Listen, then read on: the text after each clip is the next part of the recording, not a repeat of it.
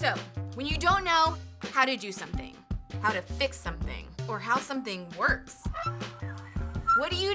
Ask a teacher? Ask your parents? Ask your friends? Ask someone you really know and trust? No! You go to the internet and ask some randos. But I'm not talking about creeps here, I hope. No, I mean the people of the internet! You know, those people who make how-to videos. Because chances are, if you're trying to figure out something, someone on the internet has already figured it out for you. Things like, how do I unsend a text? No. How do I do a winged eyeliner? How do I get rid of the zit by Friday night? How do I get out of gym class?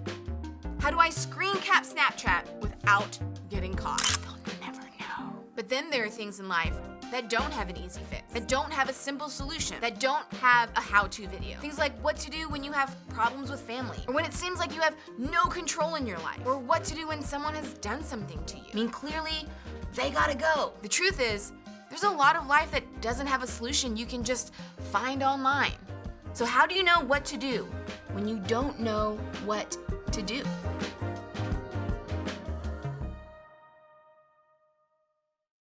How many of you overuse emojis when you text? I get it. We all have that friend who somehow feels like no text is complete without 6 emojis. Or maybe they moved on to GIFs and now they only send you 2-second clips of Beyonce instead of actually communicating. When it comes to texting, I get it. Too much is too much. But at the same time, I've got to be honest, emojis and GIFs have helped me out a bunch of times. Here's what I mean. Check out this one, for instance. I use this one all the time, mostly when I make a mistake, which I do a lot. When I use it, I'm like, oops. Anybody else like that one? Or how about these? I use these a lot because I just don't want to say okay or yes right back to somebody. You see, it's my way of kind of changing up the language a little bit. I like the fist bump one especially when I'm saying things like yes in an excited way. Or this one maybe. This is one of my favorites too. It's hilarious. You see, when someone says something confusing or maybe someone does something I don't understand, they get one of these.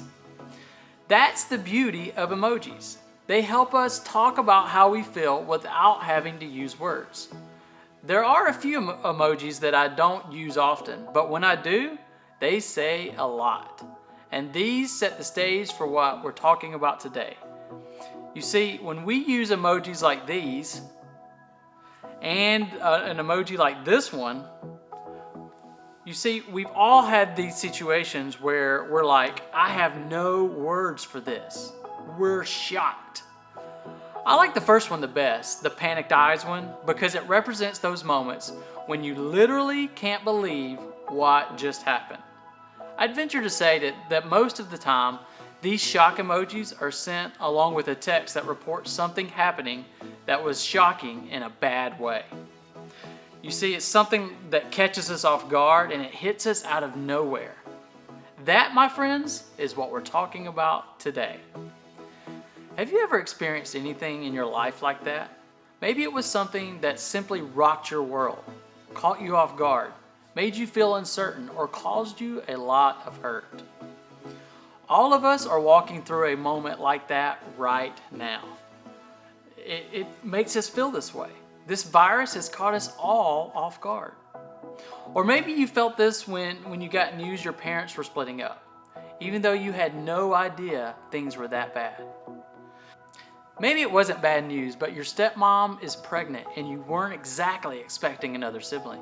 Maybe you got dumped, or you went to break up with somebody and they said that they were relieved, and you were like, wait, what? Maybe you got a rejection letter from the college you were dreaming of attending. Or you got a test score that make getting into college harder than you thought.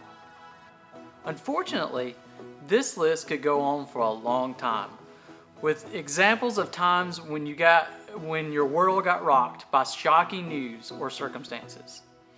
If you haven't experienced it yet, there will be a time in your life when this happens. The thing about these shockingly painful moments is that they often hit us out of nowhere. And because of that, it's difficult for us to know how they'll make us feel in the moment. And because of that, it's difficult for us to know how we'll respond. Sometimes we surprise ourselves by how we handle it. We think, wow, I figured news like this would take me to the edge, but I'm actually doing okay. Sometimes we surprise ourselves by how much it tears us apart. We think, I don't even know why I'm so upset about this, but I'm a mess. Sometimes we feel close to God when stuff rocks us, but other times we wonder, where is God at all? Because we're all wired differently, we experience hurt differently. But that doesn't change the fact that it hurts. And when life hurts, we all find ourselves wondering what to do next. And that's why we're doing this series, What to Do When You Don't Know What to Do. Because we all encounter those moments when a shock emoji is needed for the moment. And so did Joseph. We began this series by talking about him last week. This week, his story continues in a way that can only be described as this. Joseph is one of the most famous people in the Old Testament of the Bible. Joseph had some family drama he definitely played a part in creating. He was his dad's favorite child and therefore given special treatment compared to his brothers. On top of that, he had a dream that his brothers and even his parents bowed down to him out of respect and honor. And because Joseph seemed to have a hard time picking up on social cues, he shared that dream with his family. You can imagine how well that went over. His brothers were not okay with him being his dad's favorite. His brothers were not okay with him sharing his dreams of ruling over them one day. So how do they respond? Check this out. But they saw him in the distance, and before they reached him, they plotted to kill him. That just went from 0 to 100 really quick. It continues. Here comes that dreamer, they said to each other. Come now, let's kill him and throw him into one of those cisterns and say that a ferocious animal devoured him. Then we'll see what comes of his dreams. Despite his anger towards Joseph, one of his brothers actually had a conscience in the moment. When Reuben heard this, he tried to rescue him from their hands. Let's not take his life, he said. Don't shed any blood. Throw him into a cistern here in the wilderness, but don't lay a hand on him. Reuben said this to rescue him from them and take him back to his father. Thank goodness for Reuben. He convinced his brothers to throw Joseph into a well instead of going homicidal on him. He even planned on coming back to rescue Joseph later.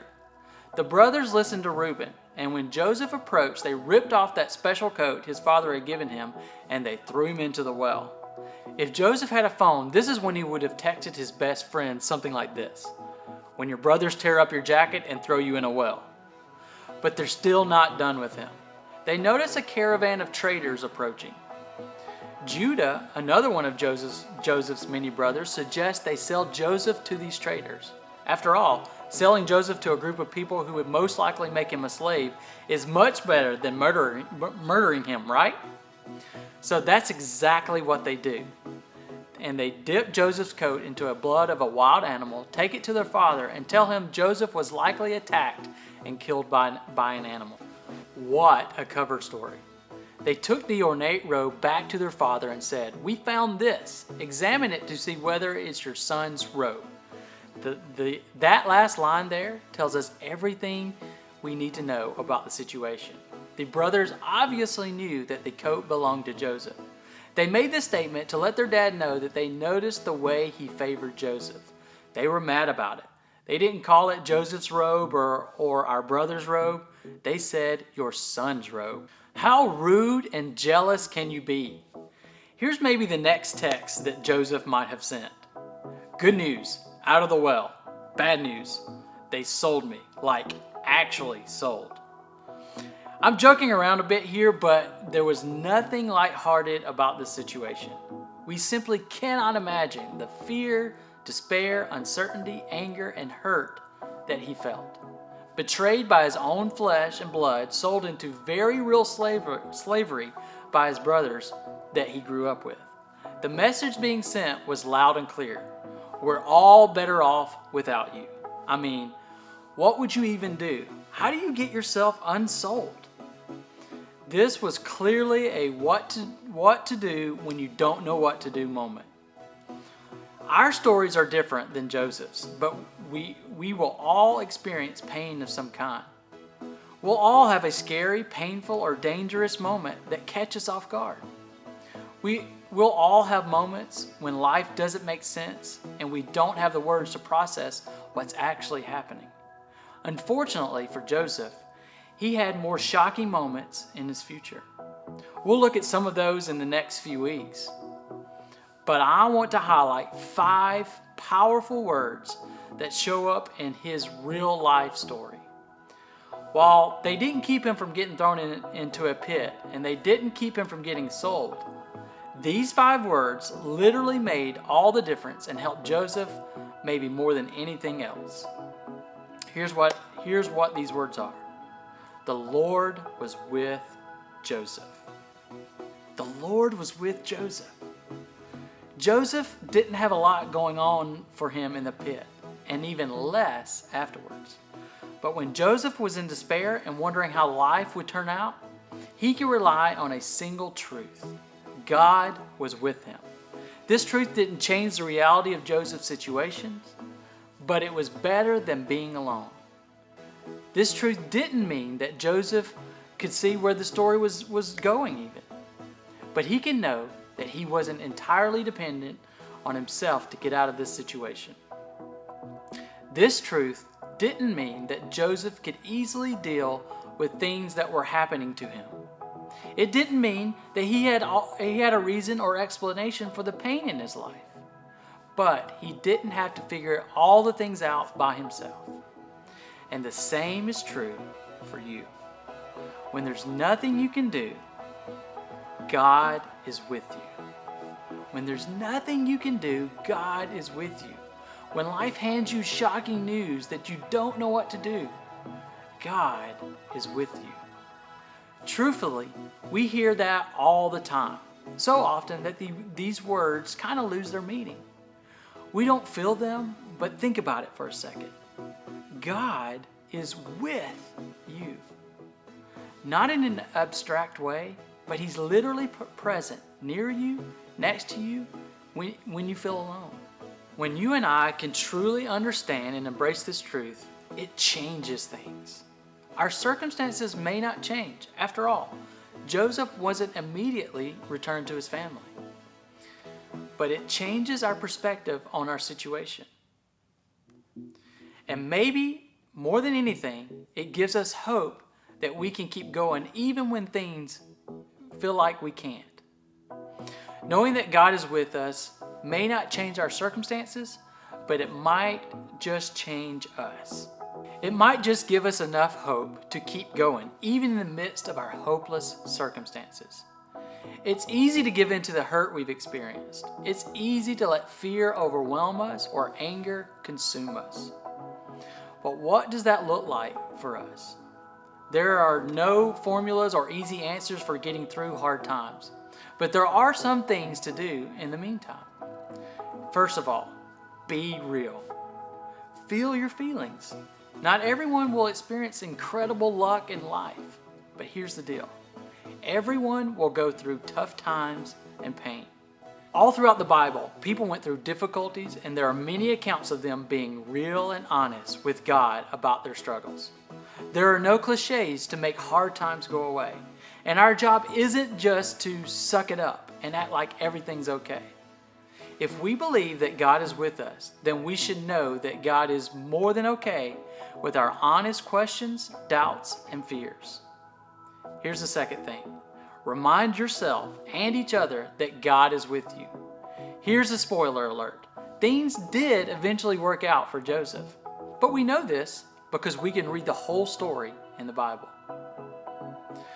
But when Joseph was in it, he didn't know how it would turn out. There were no spoiler alerts for him. All he could do is face another day wondering how things would turn out. But he held on to one thing, that God was with him. In moments when life is toughest, that's when this reminder is so important. It's when it's the most important.